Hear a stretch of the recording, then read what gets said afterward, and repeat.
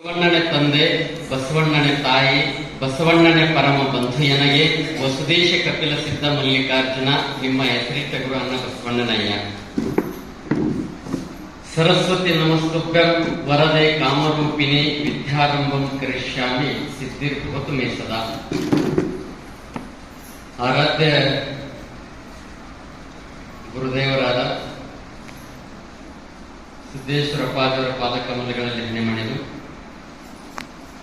ಗ್ರಾಮ ದೇವತೆಯಾದಂತಹ ಲಕ್ಷ್ಮಿಯನ್ನು ಸ್ಮರಣೆ ಮಾಡಿಕೊಂಡು ಇಲ್ಲಿಯವರೆಗೆ ಬಹಳ ಸುಂದರವಾಗಿ ಈ ನಾಡು ಕಂಡ ಅಪರೂಪದ ಸಂತರಾದ ಶರಣರಾದ ಮಹಾತ್ಮರಾದ ಸಿದ್ಧಾರೂಢರ ಜೀವನ ಚರಿತ್ರೆಯನ್ನು ಮುನ್ನಡೆಸಿದ ಅವನು ಸಿದ್ಧಾರೂಢ ಕಂಡಾಗ ಕಾಣಾಕತ್ತಾನೆ. ನಿಮ್ಮ ಇಲ್ಲಿಯವರೆಗೆ ಬಹಳ ಸುಂದರವಾಗಿ ನಡೆಸಿಕೊಟ್ಟಂತ ಸಂಗೀತ ಬಳಗದವರಿಗೆ ಎಲ್ಲರಿಗೂ ತಮ್ಮೆಲ್ಲರಿಗೂ ಶರಣಾರ್ಥಿಗಳು.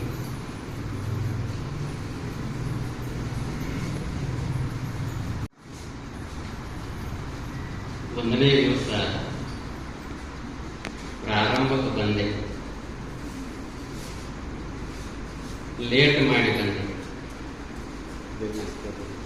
ನಿನ್ನೆ ಕೈಯಾಗ ಕೊಟ್ಟೆ.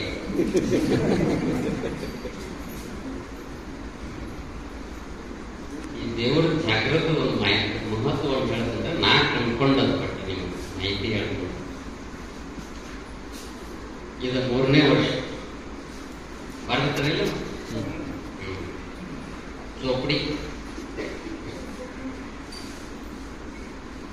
ಪ್ರತಿ ವರ್ಷ ಬಂದಾಗ ಮಾಸ್ತರ್ ಮೊದಲು ದೇವಿ ದರ್ಶನ ಪ್ರೋತ್ಸಾಹ ಬರ್ತಿದ್ದೆ.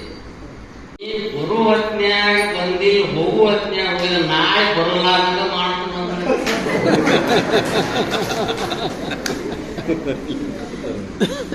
ಕೇಳಿಸ್ಕೊಳ್ಳೋ ನೋಡ್ರಿ. 2 ವರ್ಷದಾಗ 1 ನಿಮಿಷನೂ ಲೇಟ್ ಮಾಡಿಲ್ಲ. ಒಂದು ದರ್ಶನ ಹೆಂಗದ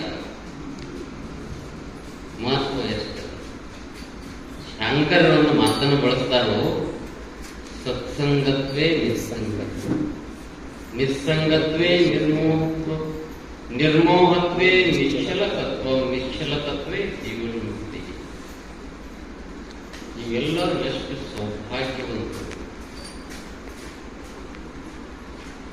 ನೀವೆಲ್ಲರೂ ಎಷ್ಟು ಕರುಣಾಳುಮಯಗಳು. ಇಂಥ ಸೌಭಾಗ್ಯ ಎಲ್ಲಿ ಸಿಗ್ತದ? ನಿಮ್ ಮನ್ಯಾಗ ಹೇಳಿದಂಗ ನಡೀತದ ಇದು ಕಾರ್ಯಕ್ರಮ. 3 ವರ್ಷ ನಾನು ನೋಡ್ತೀನಿ. ಅವ ಕ್ಯಾಸೆಟ್ ಅದ, ಒಂದು ಬದಲಿಲ್ಲ. ಎಂತ ಸೌಭಾಗ್ಯ ಹೇಳ್ತೀನಿ ನಿಮ್ಗ. ಸತ್ಸಂಗ ಅನ್ನೋದು ಬಹಳ ಮಹತ್ವ ಅದ. ಸತ್ಸಂಗದ ಮಹತ್ವವನ್ನು ತಿಳ್ಕೋಬೇಕಾಗಿರ್ತಾರ. ನಾನು ಹೋದ ವರ್ಷ ನಿಮ್ಗೊಂದು ನೆನಪು ಮಾಡಿದೆ. ಒಂದು ಋಷಿ ಕಥೆ ಹೇಳ್ತಾನೆ. ವಸಿಷ್ಠ ಮತ್ತು ವಿಶ್ವಾಮಿತ್ರ ಇಬ್ರು ಗೆಳೆಯರು. ಆದ್ರೆ ಒಬ್ಬರಿಗೆ ಕಂಡ್ರೆ ಒಬ್ಬರಿಗೆ ಆಗಿಬಿಡ ಅಣ್ಣೊಂದೇ. ಆದ್ರ ಯಾಕೆ ಇಬ್ಬರಿಗೆ ಆಗಿ ಬರಂಗಿಲ್ಲ ಅಂದ್ರ ಇಬ್ರು ತಪಸ್ ಮಾಡಕ್ ನಾ ಹೆಚ್ಚು ನೀ ಹೆಚ್ಚು, ನಾವು ಜಗಳ ಮಾಡಕ್ ನಾ ಹೆಚ್ಚು ನೀ. ನಿಮಗೆ ಹೇಳ್ತೀನಿ, ನಿನ್ನೆ ಘಟನೆ. ನಿನ್ನೆ ಒಬ್ಬರು ತಿಳ್ಕೊಂಡಿದ್ರೆ ಹೋಗಿದ್ದಿ.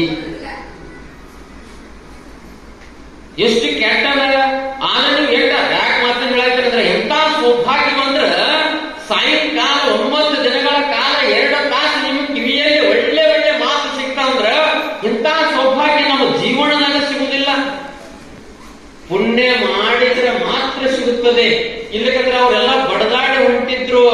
ತಂದೆ ಹೆಣ ಇಟ್ಟಾರ, ಮಂದಿ ಅಳ್ತಾ ಇದಾರ, ರೋದನೆ ಚಾಲು ಅದ, ಇವರು ಜಗಳಾಡಾಕತ್ಯಾರ. ಏನ್ ವಿಚಿತ್ರ ಕಾಲ. ಹಂಗ ಸತ್ಸಂಗ ಅನ್ನೋದಿಟ್ಟು ಮಹತ್ವದ ಆದ್ಮೇಲೆ ಇಬ್ರು ವಸಿಷ್ಠ ಮತ್ತು ವಿಶ್ವಾಮಿತ್ರ ಭಾರಿ ಜ್ಞಾನಿಗಳು, ತಪಸ್ವಿಗಳು. ಅಷ್ಟು ಅದ್ಭುತವಾದಂತ ತಪಸ್ಸನ್ನು ಮಾಡಿದಾಗ ನಾ 12 ವರ್ಷ ಮಾಡೇನಿ, ನೀ 12 ವರ್ಷ ತಪಸ್ಸು ಮಾಡಿದ್ರೆ ನಾ 24 ಮಾಡ್ತಂತಿದ್ರು. ನಾವ್ಯಾರು? ಒಂದು ಅರ್ಧ ತಾಸು ಕೊಡು ಇಲ್ಲ. ಹೌದು, ಅರ್ಧ ತಾಸು. ಇನ್ನು 12 ವರ್ಷ ಯಾವಾಗ ಕೊಂಡ್ರವ್ರು ನೀವು?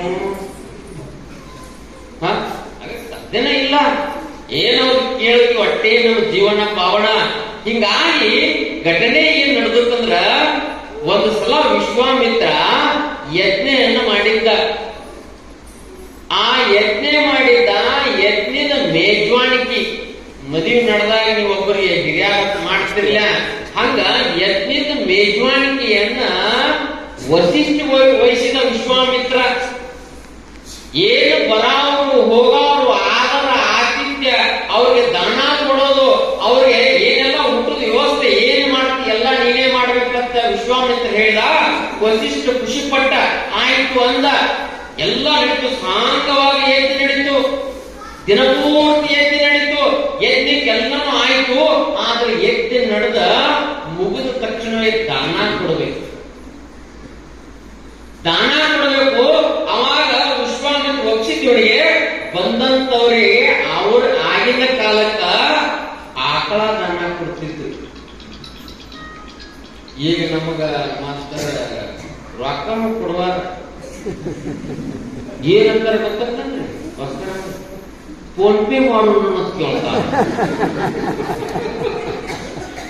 ಏನ ಫೋನ್ ಪೇ ಅಕೌಂಟ್ ಮಾಡತ್ತ, ಈಗ ಕೆಲವು ಅಕೌಂಟ್ ನೋಡ್ರಿ. ಅವಾಗ ಆಕಳ ಮನೆ ಕೊಡ್ತಿತ್ತು. ಹೋಗಿ ಮಠದಾಗ ಆಕಳ ಕೆಟ್ಟ ಹಾಲು ಉಣ್ಲಿ, ಹೈನ ಉಣ್ಲಿ, ತುಪ್ಪ ಬೆಣ್ಣೆ ಉಣ್ಲಿ, ಹುಡುಗರು ಹಿಂಗ ಆಗಿನ ಕಾಲ. ಈ ಕುತ್ಕೊಂಡ ರೊಕ್ಕ ಅಕೌಂಟ್ ಹಾಕಿದ್ರೆ ಏನು ಫೋನ್ ತಿಳುದು ಏನು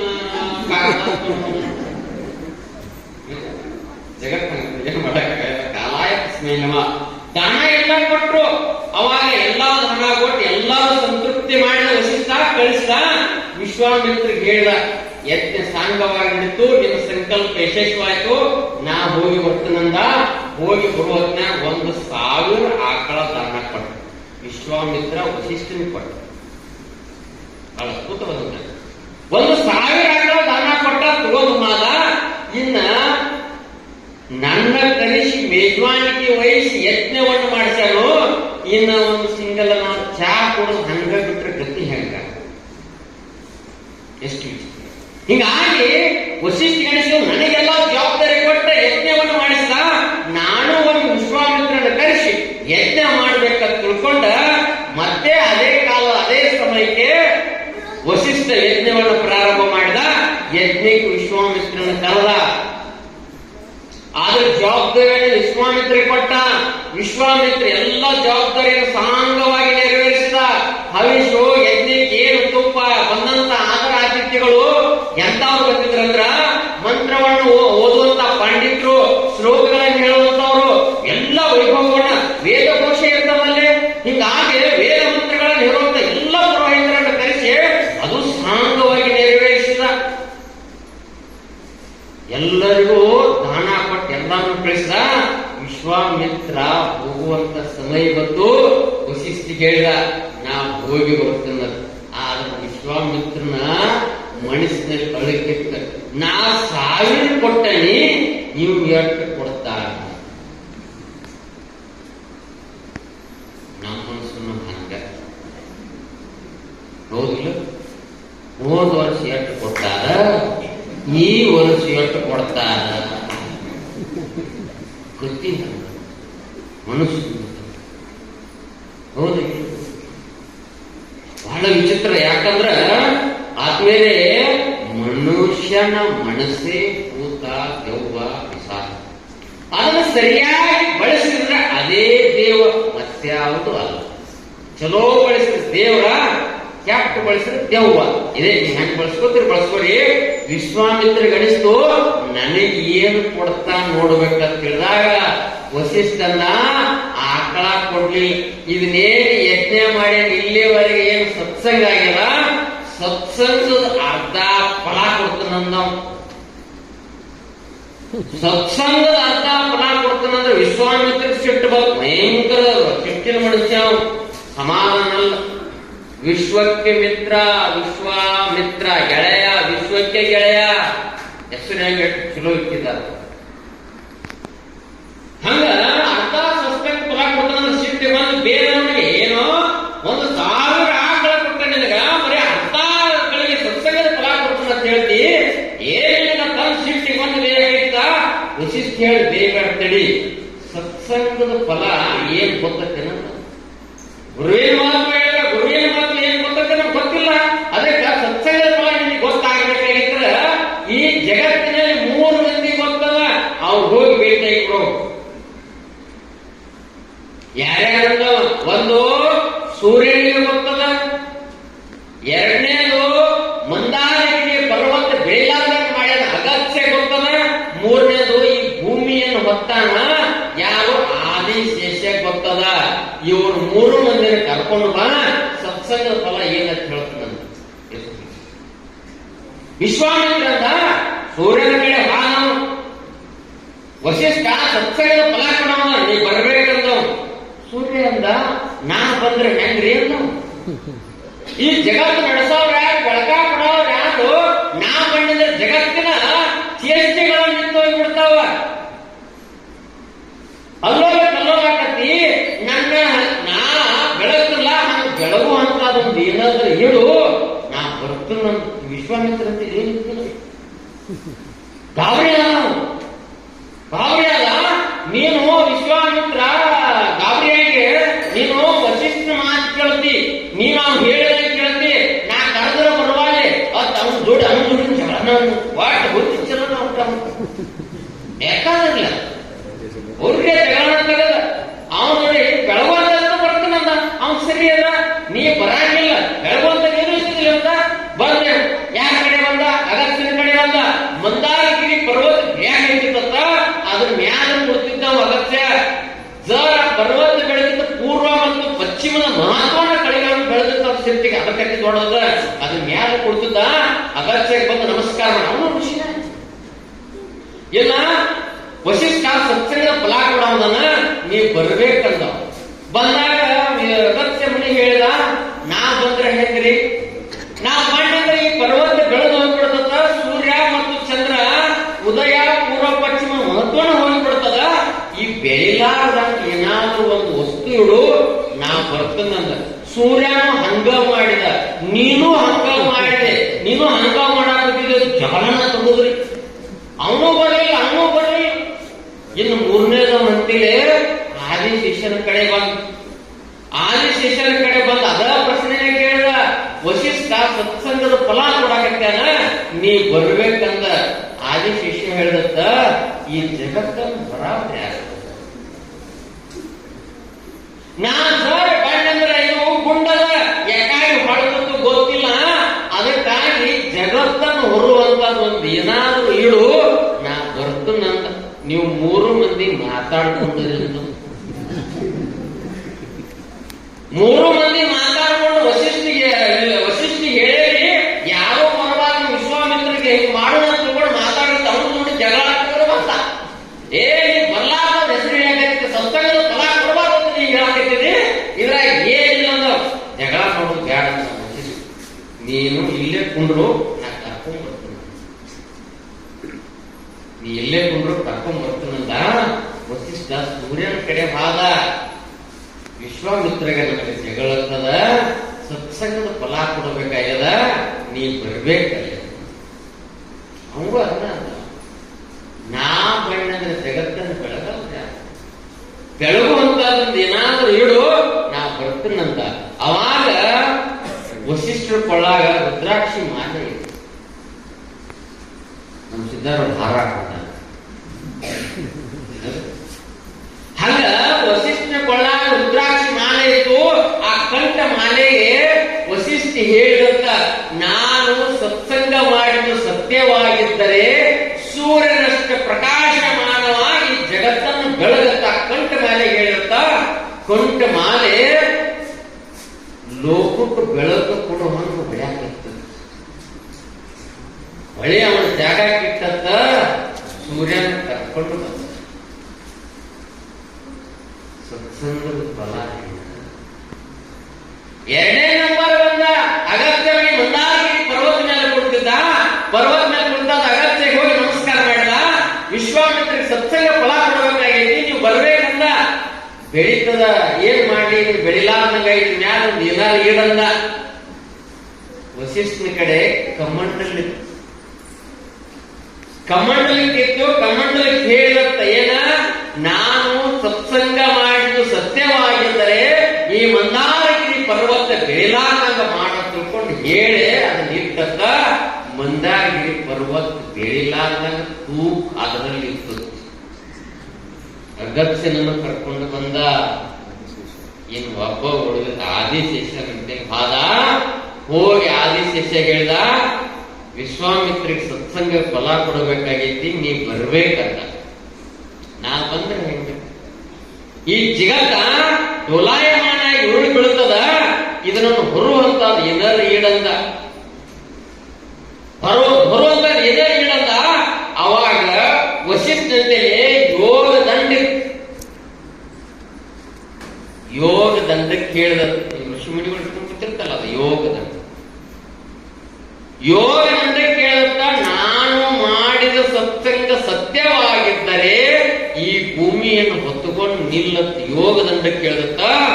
ಯೋಗ ದಂಡ ಹೊತ್ತುಕೊಂಡು ನಿಂತತ್ತ. 3 ಮಂದಿನ ಕರ್ಕೊಂಡು ಬಂದತ್ತ. ವಿಶ್ವಾಮಿತ್ರ ವಶಿಷ್ಠಕ್ಕೆ ಸಾಷ್ಟಾಂಗ ನಮಸ್ಕಾರ ಆಗಿದೆ.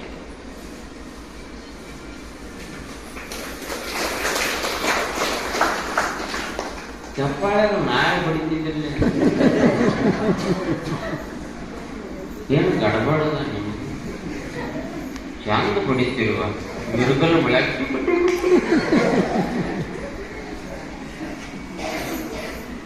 ಒಂದ್ ವಿಡಿಯೋನೇ ಮಾಡ್ಕೊತ ನೋಡ್ ಬಿಡಿ.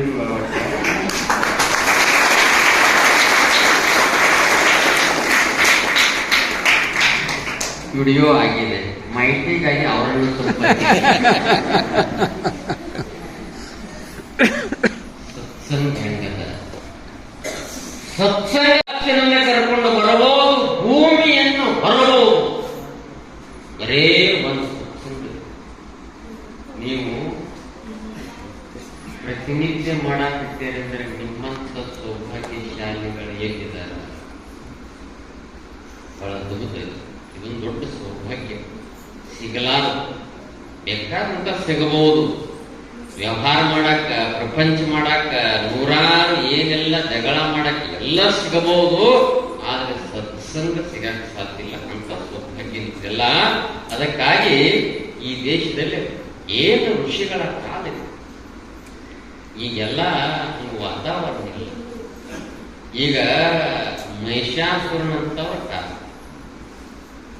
ರಾವಣ, ದುರ್ಯೋಧನ, ದುಶಾಸನ ಅಂತವ್ರ ಕಾಲನ್ಯಾಗ ನಾವು ಪಾರಾಗಿ ಹೋಗುವುದ ಕಠಿಣ ಆಗಿದೆ. ಬೆಳಗ್ಗೆ ಎದ್ರಪ್ಲೆ ಮೋಸ, ವಂಚನೆ, ಕ್ರೌರ್ಯ, ದ್ರೋಹ, ಏನು ಬ್ಯಾಡ ಸುದ್ದಿ, ಏನ್ ನೋಡಿದ್ರೆ ಸಾಕು ಹುಚ್ಚಿಡಿಬೇಕು ಮನುಷ್ಯನಿಗೆ. ಅಂತ ಕಾಲ ಈಗಿಂದು. ಈ ಋಷಿ ಮುನಿಗಳ ಕಾಲ. ಈ ಜಗತ್ ವೈಭವವಾದಂಥದ್ದು, ಸುಂದರವಾದಂತ ಬೆಟ್ಟ, ಗುಡ್ಡ, ಬೋರ್ಗರಿವಂತ ಜಲಪಾತಗಳ ಮಧ್ಯೆ, ಕಾಡಿನ ಮಧ್ಯದಲ್ಲಿ ಜೀವನವನ್ನು ಸಾಗಿಸಿದವರು ಯಾರು? ಋಷಿ ಮುನಿಗಳು. ಏನು ಸುಂದರವಾದಂತ ಋಷಿ ಮುನಿಗಳ ಕಾಲದಲ್ಲೇ ಒಬ್ಬ ಋಷಿ ಇದ್ದ. ಅವನ ಹೆಸರು ಏಕಪಾದ. ಅವನ ಹೆಸರು ಏಕಪಾದ. ಅವನು ಗುರುಕುಲದಲ್ಲಿ 100 ಮಕ್ಕಳನ್ನ ಕರ್ಕೊಂಡ ವೇದ, ಉಪನಿಷತ್ತು, ಪುರಾಣಗಳನ್ನು ಕಲಿಸ್ತಿದ್ದ. ಏನು ಪ್ರತಿನಿತ್ಯ ಬೆಳಗ್ಗೆ ಎದ್ದ ತಕ್ಷಣ ಈಗಿನಂಗ ನಾವು ಬರವಣಿಗೆ ಇಲ್ಲ, ಆವಾಗ ಮುಖಪಾಠ ಇತ್ತು. ಈಗ ಹಂಗಿಲ್ಲ.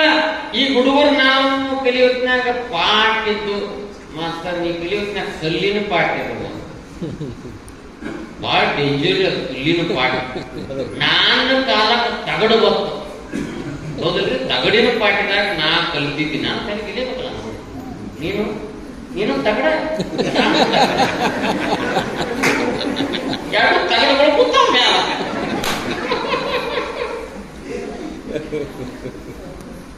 ಹಂಗಿತ್ತು. ಈಗ ಹಂಗಿಲ್ಲ. ಈಗೆಲ್ಲ ಬುಕ್ರಿ. LKG ನಾ ಪೆನ್ ಹಿಡಿಯಾಕ ಬರಂಗಿಲ್ಲ, ಬುಕ್ ಹಿಡಿಯಾಕ ಬರಂಗಿಲ್ಲ. ಅವಕ್ಕೆಲ್ಲ ಬುಕ್ಗಳು ಅದಾವ. ಬುಕ್ ನಾನು ಹೇಳಕೈತೆ ನಂದ್ಯಾಕ ಹಚ್ಕೊಂಡ್ರಿ ಕೊಡ್ರಿ. ಹೆಂಗದ? ಇನ್ನು ಮುಂದಿನ ಪೀಳಿಗೆ ಅನಿಸ್ತದ ಇವಕ್ಕ ಬುಕ್ಕ ಪೆನ್ನ ಹೋಗ್ಬೋದು. ಮುಂದಿನ ಪೀಳಿಗೆ ಹುಟ್ಟಿದ ತಕ್ಷಣವೇ ನೀವು ಏನಾದ್ರು ಶಾಲೆಗೆ ಹಾಕ್ರ ಕಾಂಪ್ಯೂಟರ್ದಿಂದ ಕಲಿಯುವಂತ ಮಕ್ಕಳು ಬರ್ಬೋದು. ಅಷ್ಟು ಫಾರ್ವರ್ಡ್ ಇರ್ಬೋದು, ಅಷ್ಟು ಅದ್ಭುತ ಕಾಲ. ಇವೆಲ್ಲ ಬುಕ್ನ್ಯಾಗ ಕಲಿತಿದ್ದು, ಪಾಠಗಳಿಲ್ಲ, ಒಳ್ಳಿ ಬುಕ್ನ್ಯಾಗ. ನಂತರ ಬರುವಂತವ್ರು ಹಂಗಾಗ್ಬೋದು, ಯಾಕಂದ್ರೆ ಕಾಲ ಹಂಗದ. ಹಂಗ ಆಗಿನ ಕಾಲ ಏಕಪಾದ ಋಷಿ ಕಾಡಿನಲ್ಲಿ ಸುಂದರವಾದಂತಹ ಕುಟೀರನ ಕಟ್ಕೊಂಡ ಮಕ್ಕಳನ್ನ ಕರ್ಕೊಂಡ ವೇದ ಘೋಷ ವೇದ ಮಂತ್ರದೊಂದಿಗೆ ಪಾಠ ಬೋಧನೆ ಮಾಡ್ತಿದ್ದ. ಗುರುಕುಲದಲ್ಲಿ ಹೆಂಗೆ ಬದುಕುವುದನ್ನು ಕಲಿಸಿದ್ರು, ವೇದ ಮಂತ್ರಗಳನ್ನು ಉಪನಿಷತ್ತುಗಳನ್ನ ಸ್ಮೃತಿ ಸುದ್ದಿಗಳನ್ನ ಕಲಿಸಿದ್ರು. ಹಿಂಗಾಗಿ ಅತಿ ಸುಂದರವಾಗಿ ನಡೀತಿತ್ತು. ಪ್ರತಿನಿತ್ಯ ಬೆಳಿಗ್ಗೆ ಸೂರ್ಯೋದಯಕ್ಕ ಆ ಏಕಪಾದ ಋಷಿಯ ಮನೆ ಎದುರುಗಡೆ, ಕುಟೀರನ ಎದುರುಗಡೆ ಹೋಮ ಹವನ ನಡೀತಿತ್ತು. ಪ್ರತಿನಿತ್ಯ ನಡೀತಿತ್ತು, ವೇದ ಘೋಷ ನಡೀತಿತ್ತು, ಮಂತ್ರಗಳ ನಡೀತಿತ್ತು, ಶ್ಲೋಕಗಳ ನಡೀತಿತ್ತು. ಈಗ ಕುಳಿತಂತ ಮಕ್ಕಳಿಗೆ ಒಂದು ವಚನ ಬರಂಗಿಲ್ಲ. ಇವು ಏನಾರು ಹಾಡ್ತೇನ ಕೇಳ್ರೆ ಮತ್ತೆ ಇವು ಹಾಡೋದು ಬಹಳ ವಿಷಯ ಅದ. ನಾ ಮಣ್ಣೊಂದು ಕೇಳಿ ಭಾಸ್ಕರ ಅವರು ಹಾಡ ಹಾಡ್ತೇನೋ, ಹ್ಞೂ ಅಂದು ಸರಿ ಮೈಕ್ ಅಂದು ನೋಡಿ ಏನಾರು ಹಾಡ್ತಾನ. ನಾ ಕೇಳ್ತಾನ ಮೊದಲು ಮಕ್ಕಳಾಗ್ಬೇಕಂತ ನಂತರ ಲಗ್ನ ಆಗ್ಬೇಕಂತ ನೀನಿ ಕೊಡ್ತು. ಹೆಂಗದ ಕಾಲ ಎಂತ ನೋಡ್ರಿ. ಏಕಪಾದ ಋಷಿಯ ಹೋಮ ಹವನ ನಡೆದತಿ, ವೇದ ಘೋಷ ನಡೆದತಿ, ಮಂತ್ರಗಳನ್ನ ಅವಾಗ ಏಕಪಾದ ಹುಟ್ಟ ನಡೆದಿತ್ತು. ಅವನ ಹೆಂಡತಿ ಪ್ರತಿನಿತ್ಯದ ಎಲ್ಲ ವ್ಯವಸ್ಥೆ ಮಾಡ್ತಿದ್ಳು. ಗುರುಕುಲದಲ್ಲಿ ಸುತ್ತೂರಿಗೆ ಎಲ್ಲ ಹೋಮದ ಕುಂಡದ ಎದುರಿಗೆ ಎಡಕ ಬಲಕ್ಕ ಮುಂದ್ಗಡೆ ಮಕ್ಕಳನ್ನ ಕುಳಿತುಕೊಂಡ ಆ ಮಂತ್ರ ಘೋಷವನ್ನ ಕಲಿಸ್ತಿದ್ದ. ಅವನ ಹೆಂಡತಿ ಸುಜಾತ. ಆ ಸುಜಾತ ಎಲ್ಲ ವ್ಯವಸ್ಥೆ ಮಾಡ್ತಿದ್ರು. ಮುಗಿದ ಮೇಲೆ ಅವಳು ಆ ವೇದ ಘೋಷಕ್ಕ ಆಕಿನೂ ಬಂದು ಕುಳಿತುಕೊಳ್ತಿದ್ಳು. ಕುಳಿತುಕೊಂಡ ಆ ಮಂತ್ರಗಳನ್ನು ಕೇಳುತ್ತಿದ್ದಳು. ಹೀಗೆ ಕೇಳ್ತಾ ಕೇಳ್ತಾ ನಡೆದದ್ದು. ಒಂದು ದಿವಸ ಆ ತಾಯಿ ಗರ್ಭಿಣಿ ಇದ್ದಳು. ಆ ತಾಯಿ ಗರ್ಭಿಣಿ ಇದ್ಳು. ಗರ್ಭಿಣಿ ಇದ್ದಾಗ ಆ ಮಂತ್ರವನ್ನ ಗರ್ಭದಲ್ಲಿರುವಂತ ಮಗು ಕೇಳ್ತಿದ್ದ. ಎಷ್ಟು ವಿಚಿತ್ರ. ನಾವೆಲ್ಲರೂ ಇಲ್ಲಿವರೆಗೆ ಕೃಷ್ಣನ ಹಳೆಯ ಯಾರಮ್ಮ ಅಭಿಮನ್ಯು ಕಥೆ ಕೇಳ್ತಿದ್ದ. ಇದು ಅದೇ ಘಟನೆ ಅದ, ಆದ್ರೆ ಇವನು ವಿಭಿನ್ನದ. ಆ ಘಟನೆಯನ್ನು ಪ್ರತಿನಿತ್ಯ ವೇದ ಮಂತ್ರಗಳಲ್ಲಿ ಕೇಳಿ ಕೇಳಿ ನಡೆದು ಹಿಂಗ 9 ತಿಂಗಳು ತುಂಬಿದ್ದು ಆ ತಾಯಿಗೆ ಸುಜಾತಳಿಗೆ. ಏಕಪಾದ ಋಷಿ ಹಂಗ ನಡೆಸ್ತಿದ್ದ. ಒಂದು ದಿವಸ ಹಿಂಗ ವೇದ ಮಂತ್ರವನ್ನು ಹೇಳು ಹೊತ್ನ್ಯಾಗ ಗರ್ಭದಲ್ಲಿರುವಂತ ಆ ಮಗು ಅವನ ತಂದೆ ಹೇಳ್ತತ್ತ, ಮಂತ್ರ ತಪ್ಪನಾಕತ್ತಿ ಸರಿಯಾಗ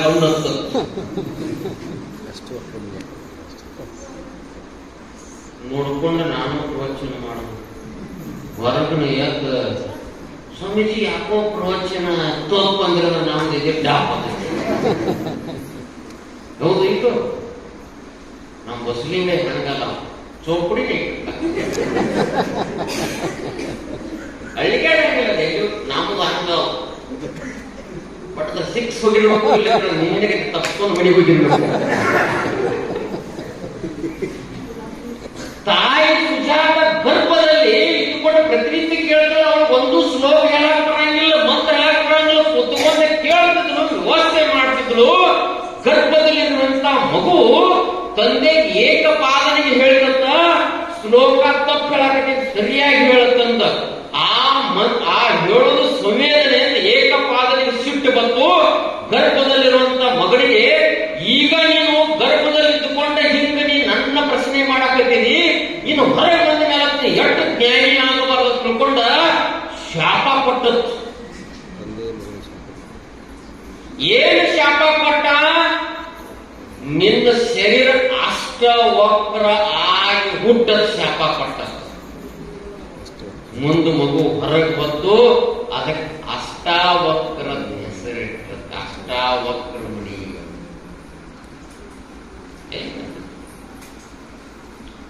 ಏಕಪಾದ ಇಲ್ಲಿದ್ದಿದ್ದಿಲ್ಲ, ಗಾಂಧಾರ ದೇಶದಲ್ಲಿದ್ದ ಅಲ್ಲಿ ನಡೀತಿದ್ದ ಹೋಮ ಹವನ ಈಗ ಮಾಡಕ್ ಹೋಗಿ ಗೊತ್ತಾಕತ್ ನೀವು.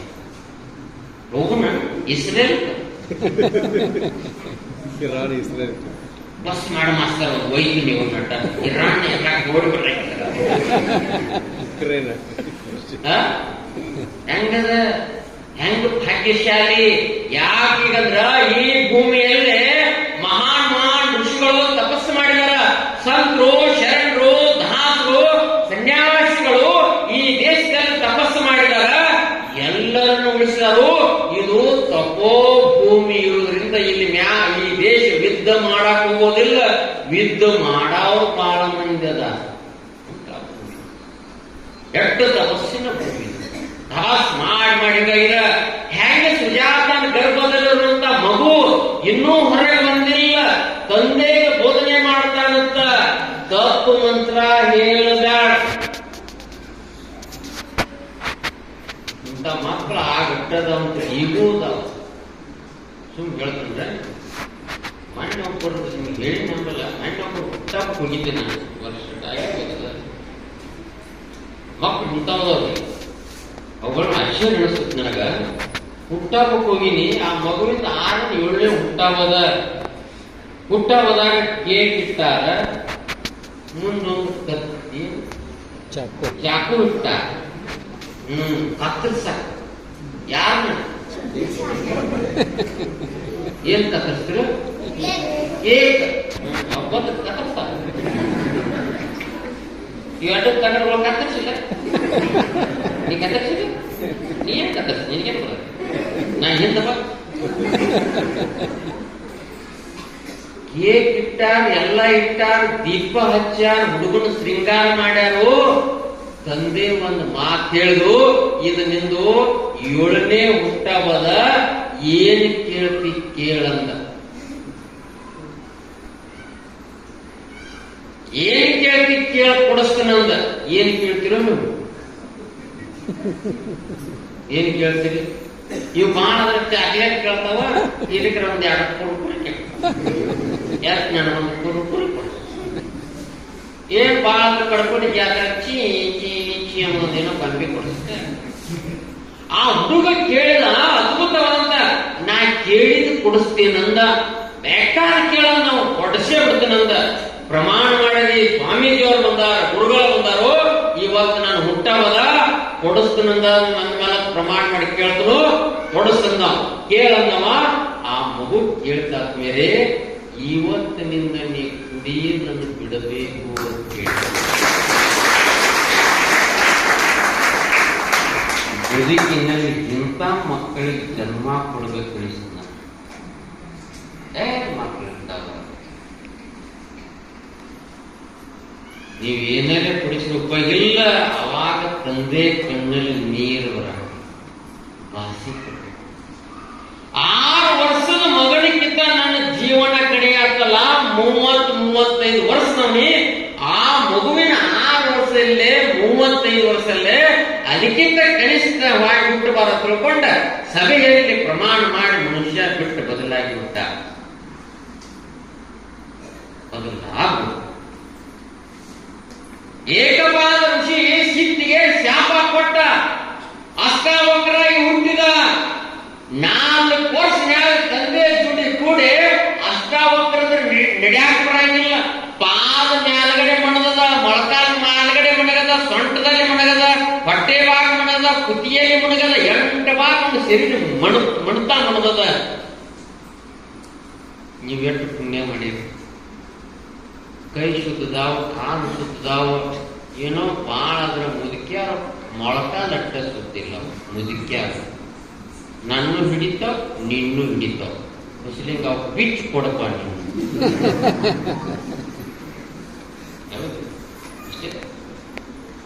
ಏನ್ ಅದ್ಭುತ.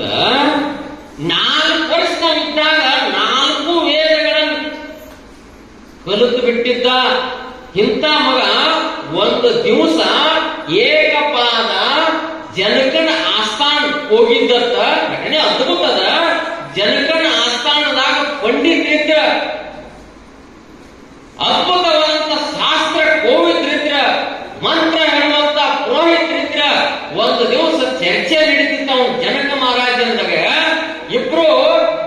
ಪಂಡಿತರಿಗೆ ವಾದ ಮಾಡುವಂತ ಪಂಡಿತ ಏಕಪಾದ ಒಂದೇ ಪಂಡಿತ, ಅವನ ಹೆಸರು ಒಂದೇ ಅಕ್ಕಿ.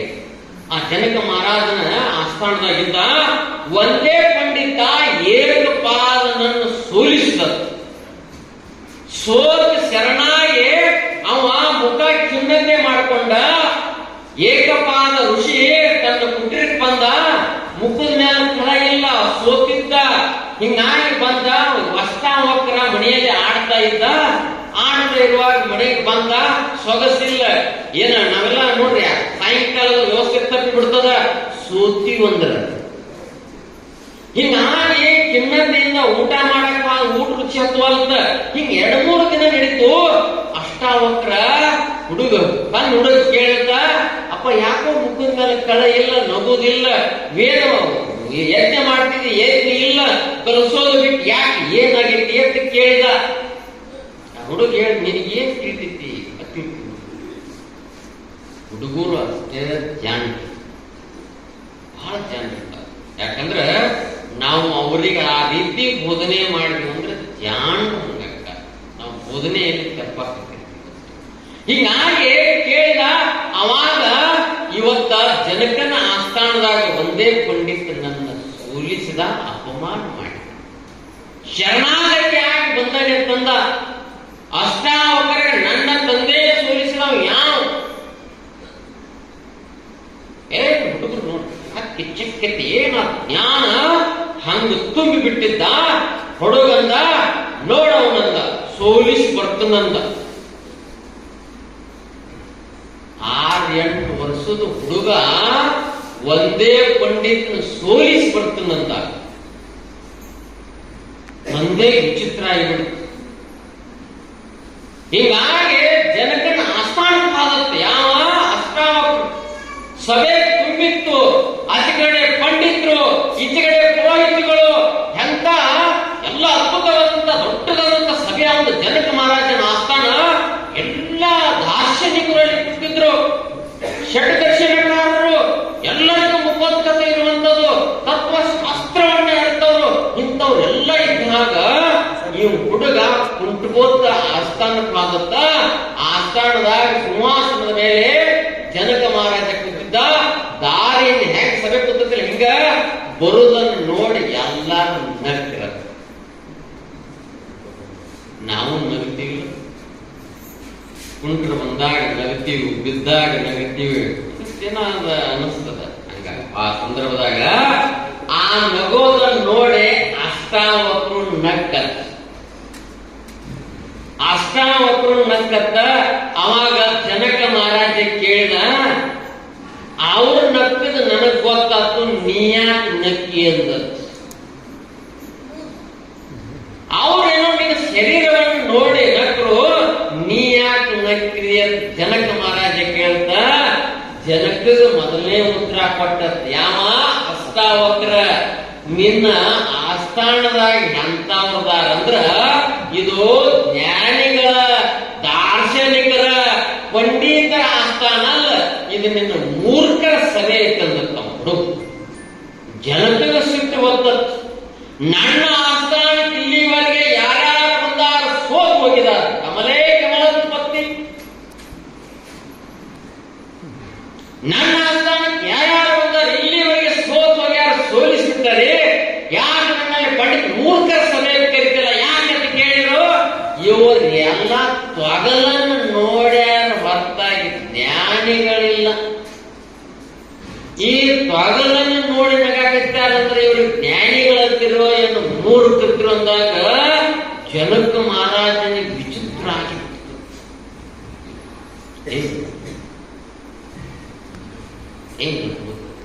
ಅಷ್ಟಾವ ಜನಕಗ ಅವನ ಮಾತು ಕೇಳಿ ಇಷ್ಟು ಹುಡುಗಿಗೆ ಇಷ್ಟು ಜ್ಞಾನ ಸಿಂಹಾಸನವನ್ನು ಅವು ಒಂದು ತಾಯಿ ಕೂಡಿಸಿದ್ರು. ಕುಂಡ್ರಾಕ್ ಬರುವಲ್ಲ, 8-10 ವರ್ಷದ ಹುಡುಗದನವ. ಕುಂಡ್ರಾಕ್ ಬರುವತ್ ABC ಪುರಿಟ್ರತ್. ಅವನು ಹೇಳಿದಂತ ಅಷ್ಟಾವಕ್ರ, ಇವ್ರೇನು ಪಂಡಿತರದಾರಲ್ಲ, ಇವ್ರ ಕೆಳಗಡೆ ನಂದ ಮೇಲೆ ಇಡಂದತ್ತವ. ಯಾಕ? ನಾನು ಏಕಪಾದ ಋಷಿ ಮಗ. ನನ್ನ ತಂದೆ ನಿಮ್ಮ ಸಭೆಯಲ್ಲಿ ಸೋಲ್ಸ್ಯಾರತ್ತ. ಯಾರು? ಒಂದೇ ಒಂದೇ ಪಂಡಿತ್ ಸೋಲ್ಸ್ಯಾನಂತ ಇವತ್ತು ನಾವು ವಾದಕ್ಕೆ ಬಂದರೆ ಅದಕ್ಕೆ ಚರ್ಚೆ ಪ್ರಾರಂಭ ಮಾಡಲ್ಲ. ಏನ್ ನೋಡಿ, ನಮ್ಮ ಮಕ್ಕಳಿಗೆ ಹಿಂಗೆ ಕಲಿಸ ವಾದ ಮಾಡೋದಂದ್ರೆ ಅಗಳ ಹೇಳಿಲ್ಲ, ಯಾರು ಹೊಲದಾಗ ಮಣ್ಣು ಕೊಡದ ಜಗಳ ಮಾಡೋದು ಕಲಿಸಬಾರ್ದು. ಶಾಸ್ತ್ರಕ್ಕಾಗಿ ಅವ ಜಗಳ ಮಾಡಾಕೈತಿ. ಸತ್ಯ ದರ್ಶನ ಶಾಸ್ತ್ರ ಅಂದ್ರೆ ಏನ? ಸತ್ಯ ದರ್ಶನ. ಸತ್ಯವನ್ನು ಹೆಂಗೆ ತಿಳ್ಕೊಂಡು ಆಯ್ತು, ಖುಷಿ ಪಟ್ಟ. ವಾದ ಚಾಲೋ. ಆಚೆ ಕಡೆ ಒಂದೇ ಪಂಡಿತ, ಈಚೆ ಕಡೆ ಅಸ್ತಾವಕರ ಎಲ್ಲರೂ ಬಂದೆ ಚಾಲೋ ಆತು. ಒಂದೊಂದು ಅಕ್ಷರದ ಯಾವ್ಯಾವ್ದಾವು ಚಾಲೋ ಅದು. ಒಂದೇ ಅಕ್ಷರ, ಸೂರ್ಯನು ಒಬ್ಬನೇ, ಭೂಮಿ ಒಂದೇ, ಅಗ್ನಿನೂ ಒಂದೇ. ಇವೆಲ್ಲ ಒಂದೊಂದು ಅಕ್ಷರ ಹೇಳೋದು, ಆಮೇಲೆ ಎರಡೆರಡು ಅಕ್ಷರ ಹೇಳೋದು. ಹಿಂಗ್ ವಾದ ಚಾಲೋ ಆತ. 3 ಅಕ್ಷರ 4 ಅಕ್ಷರ ಏನೇನದಾವ್ ಹಿಂಗೆಲ್ಲ ಚಲೋ ಆತು. ಕೊನೆಗೆ ಹೋಗಿ ಒಂದು ನಿರ್ಣಯಕ್ಕೆ ಬರ್ತದ. ಶರೀರ ಅಂದ್ರೆ ಏನು?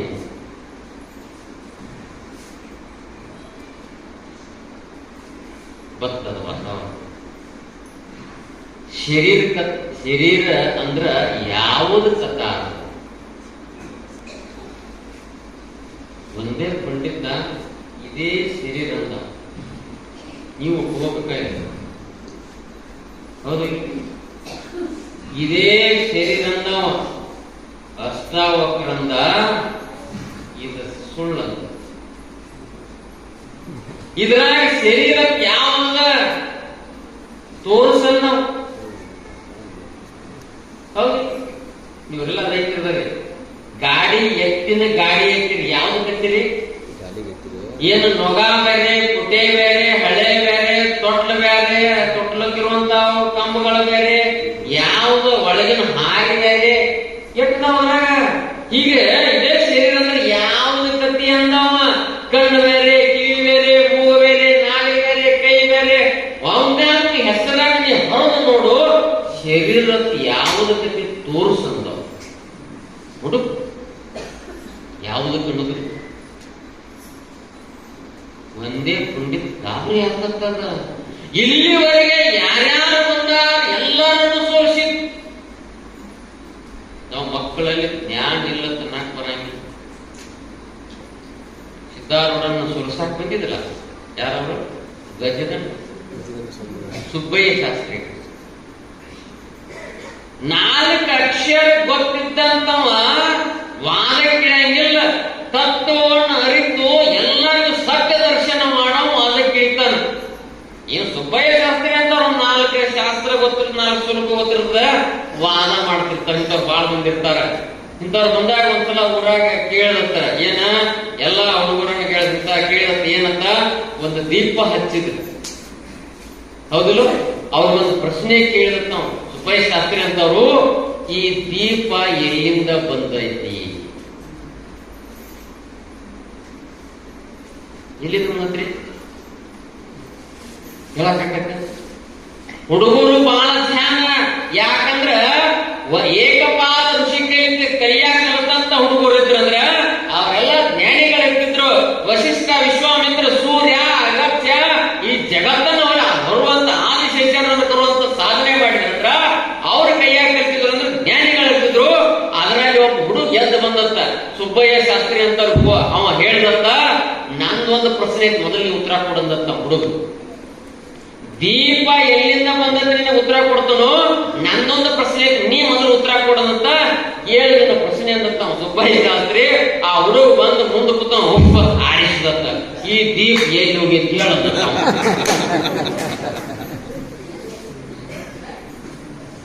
ಸುಬ್ಬಯ್ಯ ಶಾಸ್ತ್ರಿ ಬುಕ್ ಬಗನಾಗ ಹಿಡ್ಕೊಂಡು ಓಡುದಂತ ಮಾಡಿದಂತ ಕಾಚಿ ಗಟ್ಟಿ ಹಾಕೊಂಡ ಹೆಂಗದ ಎಲ್ಲಿ ಹೋಗಿದ್ದ ಯಾವಾಗ ಹೋದ್ರಿ? ಇದು ಅದಲ್ಲ. ಅಷ್ಟಾವಕ್ರಿಗೆ ಶರೀರ ಅಂದ್ರೆ ಯಾವ ತೋರಿಸಂದವ? ಎಲ್ಲಾ ಕೂಡಿದ್ದ ಶರೀರ. ಅಂಗಗಳ ಏನಿದಾವಲ್ಲ ಇವೆಲ್ಲಾ ಕೂಡಿದ್ರ ಶರೀರ. ಎಲ್ಲವನ್ನು ಅಗಲಿಸಿದ್ರೆ ಇದು ಎಲ್ಲ ದೇಹದ ಪಾಠ. ಇದು 25 ತತ್ವಗಳಿಂದ ಶರೀರ ರಚನೆ ಆಗಿದೆ. ಇವೆಲ್ಲ ಬೇರೆ ಬೇರೆ ತತ್ವಗಳದಾವ. ಒಂದೊಂದು ತತ್ವಗಳು ಒಂದೊಂದು. ಭೂಮಿ 25, ಅಗ್ನಿ 25, ಗಾಳಿ 25, ಹಿಂಗ ಶರೀರ ಒಂದು ಬೇರೆ, ಒಳಗಡೆ ಮನಸ್ಸು ಒಂದು ಬೇರೆ, ಒಳಗಡೆ ಜೀವಾತ್ಮ ಒಂದು ಬೇರೆ, ಆ ಜೀವಾತ್ಮ ಪರಮಾತ್ಮನು ಬೇರೆ. ಹಿಂಗ ದರ್ಶನವನ್ನು ಮಾಡಿಸ್ಬಿಟ್ಟ. ಒಂದೇ ಪಂಡಿತ ಸೋತ ಅಷ್ಟಾವಕ್ರ ಶರಣ.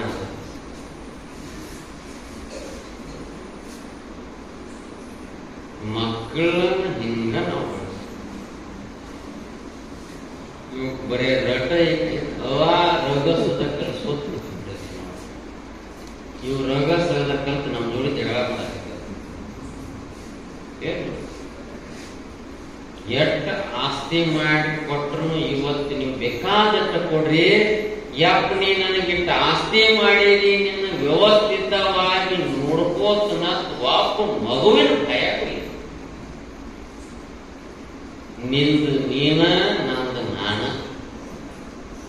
ಪರಿಸ್ಥಿತಿ ಅಲ್ಲಿ ಹೋಗಿದೆ. ಮಕ್ಕಳು ಆ ರೀತಿ ಯಾಕೆ ಹಾಗಾಕತ್ಯಾರ ಅಂದ್ರ ಹೇಳಿಲ್ಲ. ಇವು ಹಾಡ ಏನ್ ಹಾಡಾಕತ್ಯಾವು?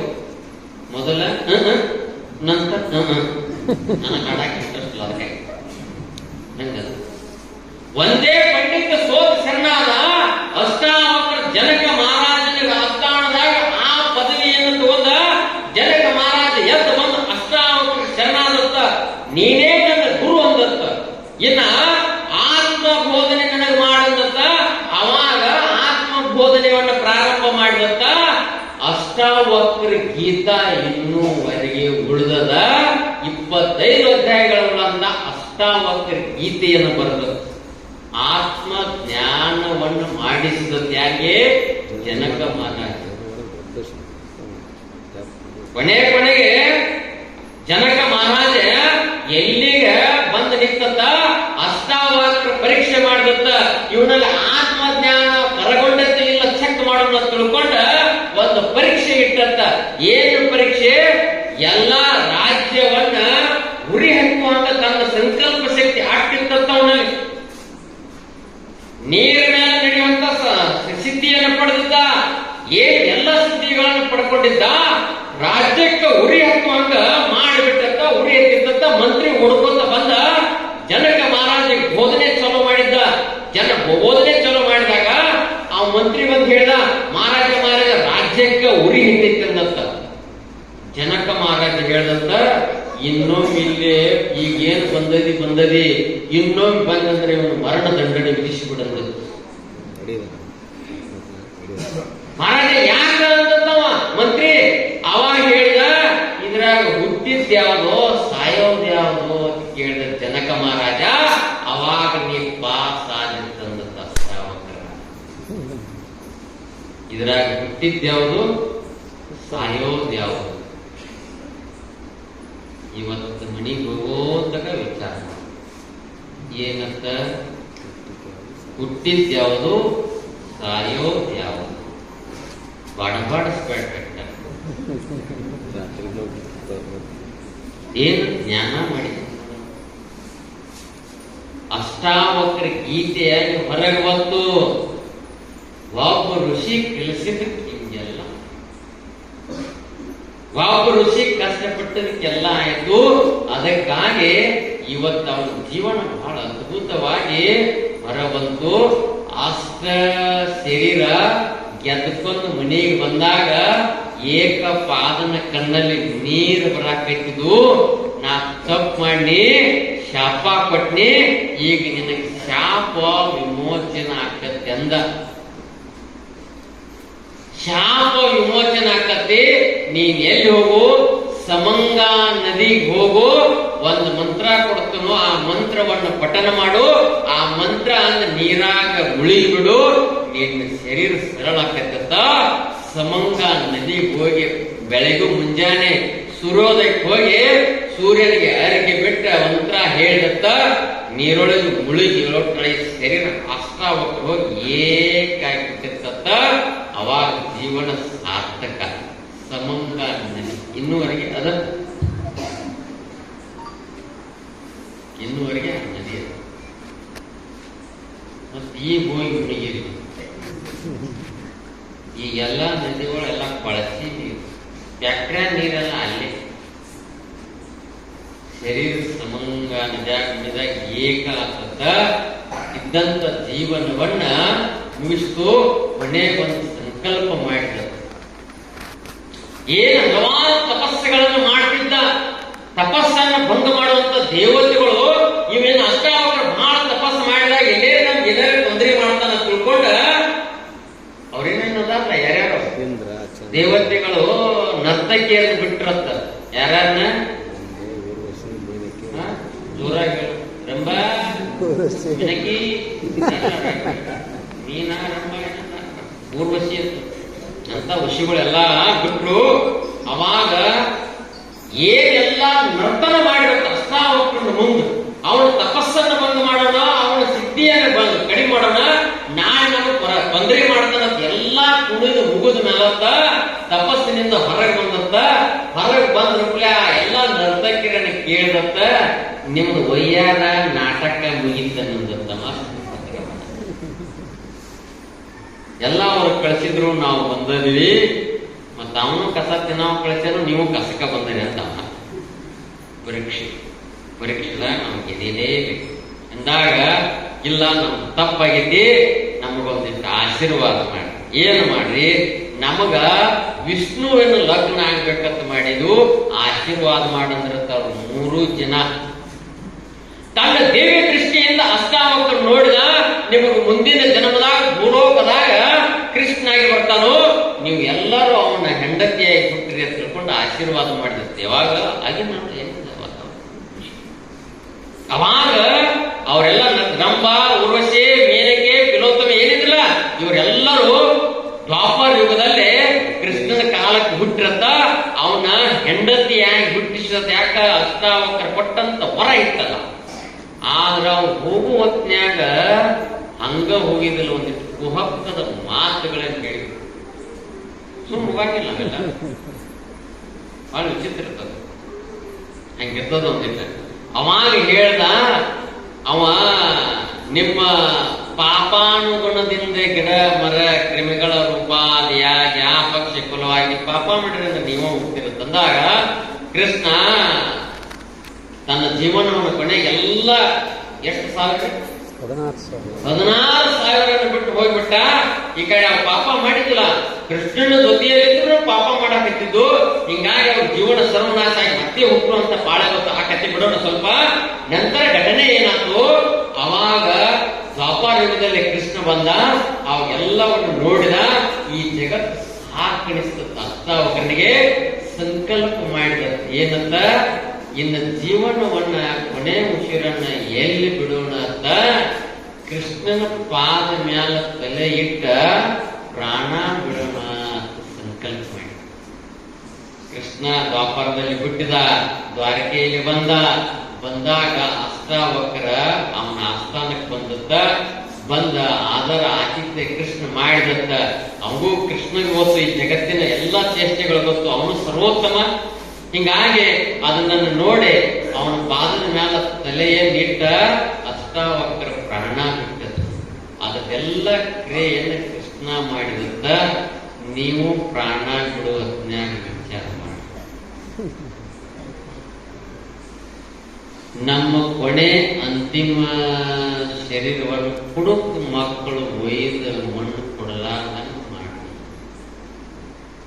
ಇಸ್ಬೇಟ್ ಆಡೋರ ಕೈಯಾಗ ಕೊಟ್ಟ ಶರೀರ ಸಾಯುವಂಗ ಮಾಡಬೇಡ. ಇದೇ ನಮ್ಮ ಜೀವನದ ಅರ್ಥ. ಚಲೋ ತಂಗಿ ಜೀವನವನ್ನು ಕಳೆದ ಅಷ್ಟಾವಕ್ರ ತಮ್ಮೆಲ್ಲರಿಗೂ ಒಳ್ಳೆಯದು ಮಾಡಲಿ ಅಂತ ಹಾರೈಸಿ ಇವತ್ತು ಮಂಗ